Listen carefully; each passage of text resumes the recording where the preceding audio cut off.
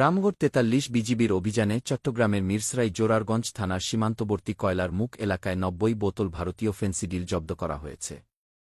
শুক্রবার বিকালে রামগড় ৪৩ বিজিবির আওতাধীন জোরারগঞ্জ থানার কয়লার মুখ চেকপোস্টের সামনে থেকে ফেন্সিডিল জব্দ করা হয়। তবে এ সময় কাউকে আটক করা যায়নি। এইদিকে বৃহস্পতিবার ২০ ফেব্রুয়ারি সন্ধ্যা ৭:৩০টায় বাগান বাজারের চা বাগান নামক স্থান হতে ৪৮ বোতল ফেন্সিডিল মালিকবিহীন মদ উদ্ধার করেছে পানুয়াছড়া বিওপিতে কর্মরত বিজিবি সদস্যরা।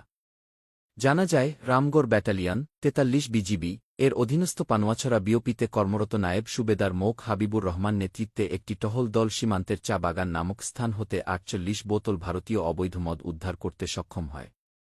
বিজিবি জানিয়েছে, জব্দকৃত মদ ধ্বংস করার লক্ষ্যে পরবর্তীতে ব্যাটালিয়ন সদরে জমা করা হয়েছে। রামগড় ব্যাটালিয়ন অধিনায়ক লেক কর্নেল সৈয়দ ইমাম হোসেন জানিয়েছেন, অধীনস্থ এলাকার সার্বিক নিরাপত্তা নিশ্চিতের পাশাপাশি সীমান্ত সুরক্ষায় বিজিবির এমন অভিযান অব্যাহত থাকবে।